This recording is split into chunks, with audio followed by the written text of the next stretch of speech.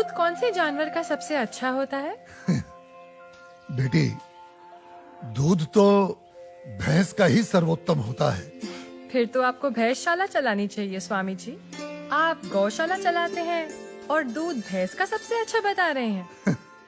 वो इसलिए बेटी क्योंकि आपने दूध के विषय में पूछा है, और दूध भैंस का ही उत्तम होता है।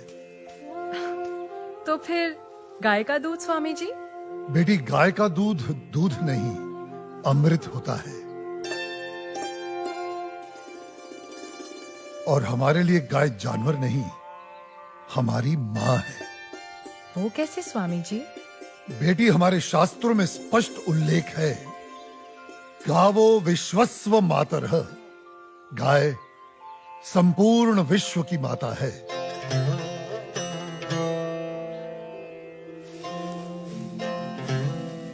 बेटी, गाय ही संसार में एकमात्र ऐसा प्राणी है जिसके अंग अंग से संसार को लाभ प्राप्त होता है।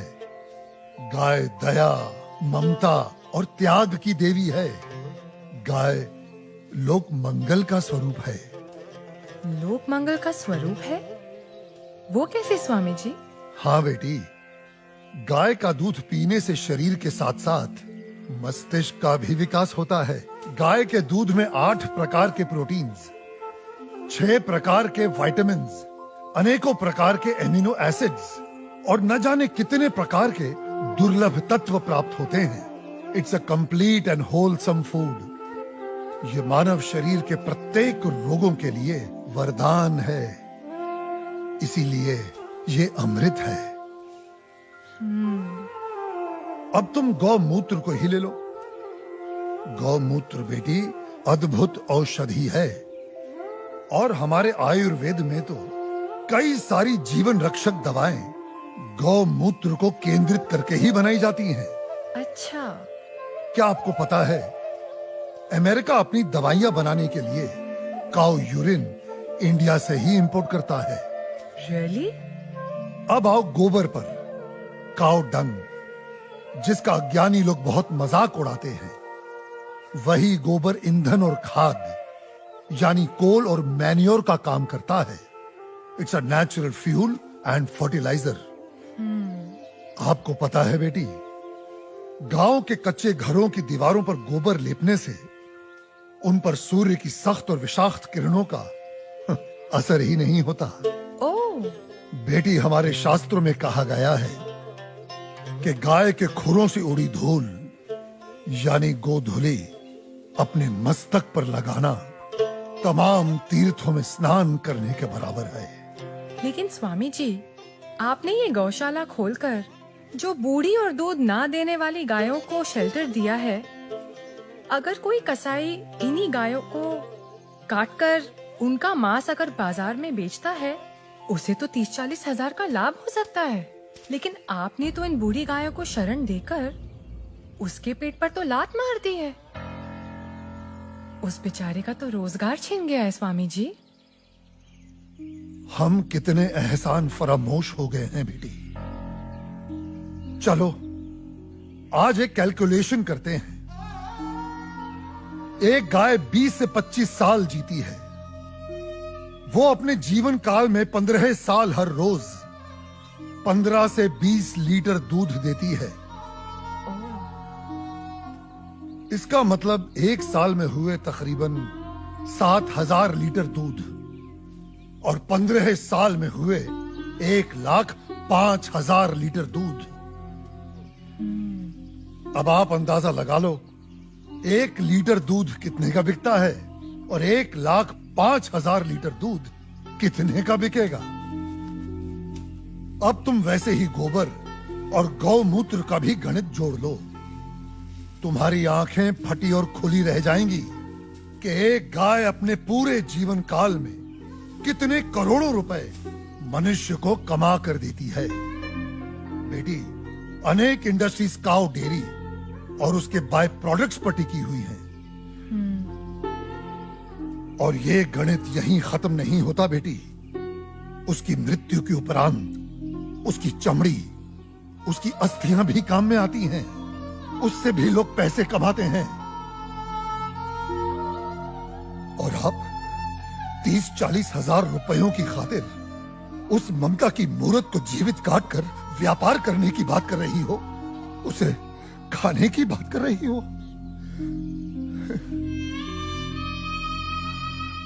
और कितना त्याग, कितना उपकार चाहिए एक प्राणी से।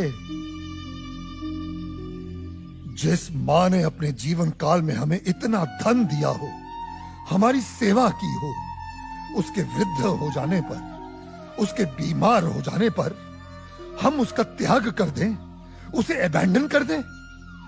धिक्कार है ऐसी सोच को।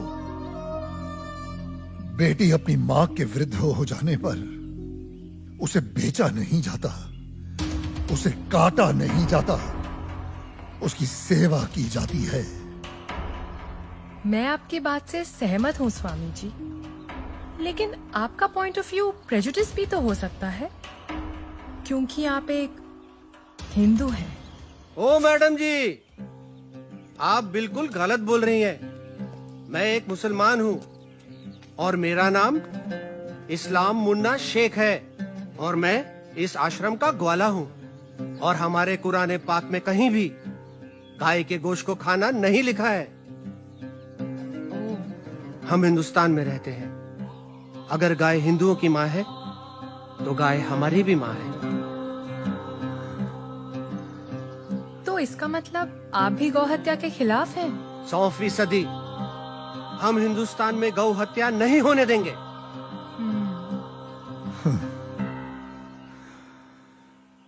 बेटी, जितनी भी बीमार, लाचार और दूध ना देने वाली गायें हैं, जिन्हें हमारे अपने ही हिंदुओं ने अपने निजी स्वार्थ के लिए त्याग दिया है, हम उन सब गायों को अपने यहां शरण देंगे, उनकी सेवा कर उनका ऋण चुकाएंगे। पादरी साहब मुबारक हो। आदिवासियों के 4 गांव, सबसे बात हो गई है। सब धर्म परिवर्तन के लिए तैयार हैं। आप तो ये रखिए, धर्म परिवर्तन के बाद सब में बांट दीजिएगा, सबको खुश करके भेजिएगा। Thank you my dear, God bless you. मगर पादरी साहब, उन आदिवासियों के सारे वोट मुझे ही मिलने चाहिए। श्योर। अपने लाल सलाम को अपना लाल बावटा फहराना चाहिए। Don't you worry mister Shivarao, आप तो बस हमारी मिशनरी को सपोर्ट करते रहिए। आई एश्योर यू, आपको वोटों की कभी कमी नहीं होगी। कोई वोट नहीं पड़ेगा साहब, भूल जाओ राव साहब, भूल जाओ। कोई वोट नहीं पड़ेगा और ना ही कोई धर्म परिवर्तन होने वाला है। हाँ? क्या बकवास कर रहा है? बकवास नहीं करता है साहब, सच बोलता है। एक नया साधु आया है, पूरा दिन सनातन धर्म का प्रचार करता है, भंडारा लगाता है और ये आदिवासी बैठ के उसका बात सुनते। ये पत्रकार लोग खूब इंटरव्यू कर रहे हैं उसका। और भाई, उसका कन्विंसिंग पावर इतना जबरदस्त है कि कोई भी दूसरा धर्म घंटा अपनाएगा। ये तो कुछ नहीं साहब, अपना मांस का धंधा चौपट होने वाला है। वो सारी बूढ़ी और बीमार गायों को शरण देता है। वो स्वामी गो हत्या के सख्त खिलाफ है।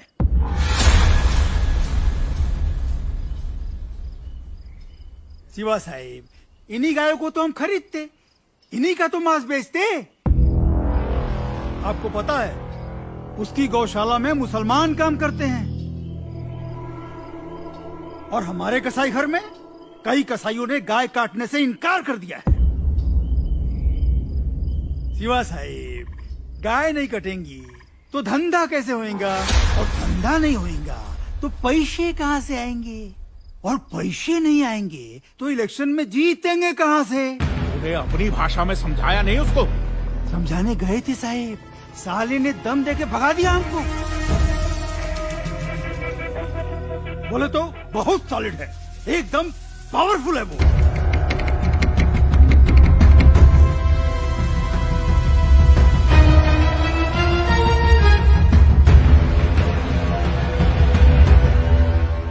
स्वामी जी, आप तो सेक्युलर हैं, लेकिन आपके हिंदू धर्म में ये जो कास्ट सिस्टम है, जात पात, भेदभाव, ऊंच नीच, इसके बारे में आपको क्या कहना है? हाँ बेटी, इन्हीं बुराइयों ने तो हमारे सनातन धर्म को कलंकित कर दिया है और मैं बेटी इसका सख्त विरोध करता हूं। लेकिन बेटी, क्या तुम जानती हो, ये ब्राह्मण, क्षत्रिय, वैश्य और शूद्र जातियां नहीं हैं, ये 4 वर्ण हैं और इन 4 वर्णों का विभाजन जन्म के आधार पर नहीं, कर्म के आधार पर किया गया है। समाज की उत्कृष्ट व्यवस्था के लिए, गवर्नेंस के लिए स्वयं मनुष्य ने इन वर्णों को बनाया है। बेटी, जो तेज बुद्धि वाले थे उन्हें पूजा पाठ, पठन पाठन, यज्ञ हवन और ज्ञान का प्रचार सौंपा गया, वे ब्राह्मण कहलाए। जो बलिष्ठ और शक्तिशाली थे उन्हें समाज की रक्षा का भार सौंपा गया, वे क्षत्रिय कहलाए। जो बिजनेस माइंडेड थे उन्हें व्यवसाय दिया गया, वे वैश्य हुए। और बेटी, समाज में स्वच्छता बनाए रखने वालों को, सेवा करने वालों को चौथे वर्ण का नाम दिया गया, वे शूद्र कहलाए। बेटी, हमारे शास्त्र कहते हैं, जन्मने जायते शूद्राः संस्कारात् द्विनोच्यते, अर्थात जन्म से प्रत्येक व्यक्ति शूद्र होता है। वो केवल अपने संस्कारों से, अपने कर्मों से ब्राह्मण, क्षत्रिय, वैश्य या शूद्र बनता है। अब आप मुझे ही ले लो, पहले मैं अखाड़े में पहलवानी करता था तो तब मैं क्षत्रिय था, आज मैं प्रवचन देता हूं तो आज मैं ब्राह्मण हुआ, और यदि कल मैं कोई व्यवसाय करता हूं तो मैं वैश्य कहलाऊंगा, समझी? मेरा ब्राह्मण या क्षत्रिय होने पर कोई कॉपीराइट नहीं है। बेटी, हमारे सनातन धर्म में ऊंच नीच का कोई स्थान नहीं है। ये 4 वर्ण एक दूसरे के पूरक हैं। They are interdependent on each other. ये एक गाड़ी के 4 पहियों के समान है। बिना एक दूसरे के सहयोग के समाज का कोई भी महत्वपूर्ण कार्य पूरा नहीं हो सकता। जी स्वामी जी। बेटी, सनातन धर्म तो समस्त वर्णों, समस्त प्राणियों में करुणा, दया और अपनत्व की भावना रखना सिखाता है। सर्व धर्म समभाव में विश्वास करना सिखाता है। हमारा धर्म सब धर्मों को एक समान मानता है। बेटी, हमारे लिए तो ये पूरी धरती एक कुटुंब है, एक परिवार है। The whole world is one family. वसुधैव कुटुंबकम। पंडित,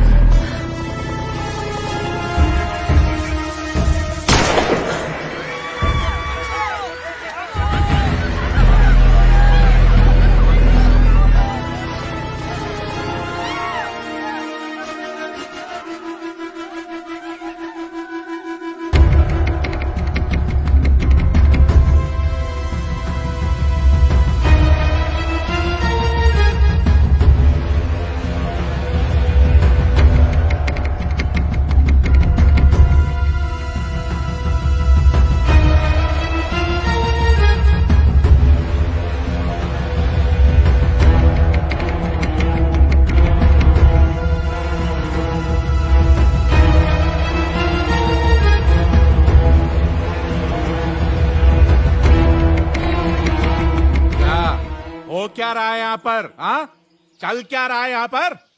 तुम लोग यहाँ धर्म परिवर्तन करा रहे हो। मैं केवल धर्म का अर्थ समझा रहा था, सत्य का मार्ग बता रहा था। हाँ, रहने दे, साफ पता चल रही है तुम्हारी मंशा। ये जो तुम गौशाला खोलकर, ये रोज रोज के मुफ्त के भंडारे लगाकर इन गरीब आदिवासियों को बरगला रहे हो, घर वापसी की मुहिम चला रहे हो। लाल बौटे के ठेकेदार, गलत। यहाँ पे कोई घर वापसी नहीं हो रही है, कोई धर्म परिवर्तन नहीं हो रहा है। मैं खुद एक मुसलमान हूँ और इस आश्रम में नमाज अदा करता हूँ। स्वामी जी ने आज तक मुझे कभी नहीं रोका है। तुम लोग गलत अफवाहें फैला रहे हो। ए मुन्ना, चुप रह, चुप। तू चुप रहे। क्या तुम लोग हिंदू मुसलमान बोल बोल के हम में दरार पैदा कर रहे हो? चलो निकलो यहाँ से, बंद करो अपनी ये राजनीति की दुकान। ए मुन्ना, तू अपना मुंह बंद रख। चिल्लाओ मत। मैं तुम्हें अच्छी तरह जानता हूं कनन शिवाराव। जिस प्रकार तुम सनातन धर्म के विरुद्ध इन भोले भाले आदिवासियों के हृदय में जहर इंजेक्ट कर रहे हो और अपनी वोटों की खातिर पैसा बांट बांट कर इनका धर्म परिवर्तन कर रहे हो, ये सब अब नहीं चलेगा। ए स्वामी, तू जानता भी है कौन है ये?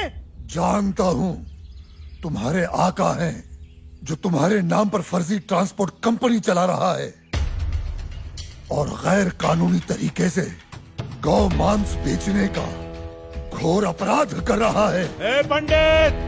कनन शिवाराव, गाय हमारी माँ है। हम उसकी पूजा करते हैं, उसकी सेवा करते हैं और कोई उसे काटे हम कतई बर्दाश्त नहीं करेंगे। हम तुम्हारा ये गोरख धंधा बंद करवा के रहेंगे। ए, तू हमारा धंधा बंद करवाएगा? हाँ?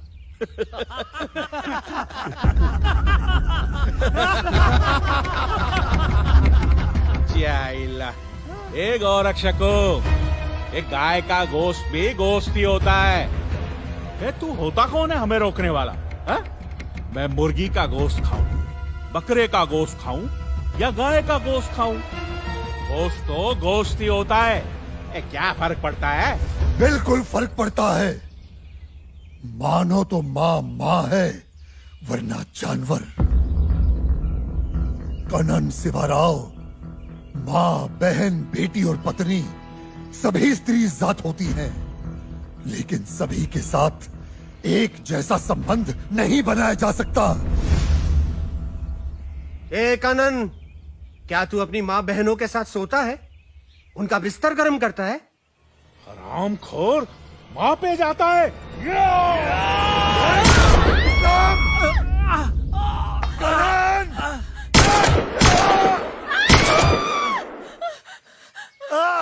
ये हमारे दलित भाइयों को भड़का रहे हैं, उनका धर्म परिवर्तन करा रहे हैं। मारो!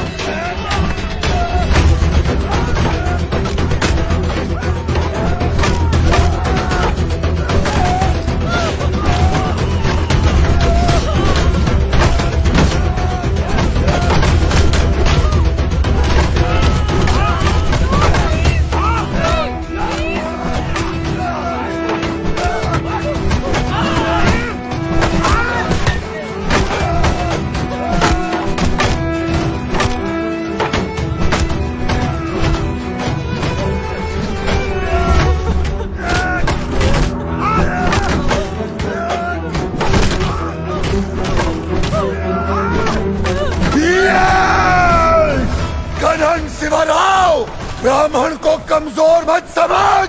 ब्राह्मण दीनहीन तो सुदामा, त्याग में दधीची और प्रतिशोध में चाणक्य और दंभ में रावण और रुद्र हुआ तो परशुराम।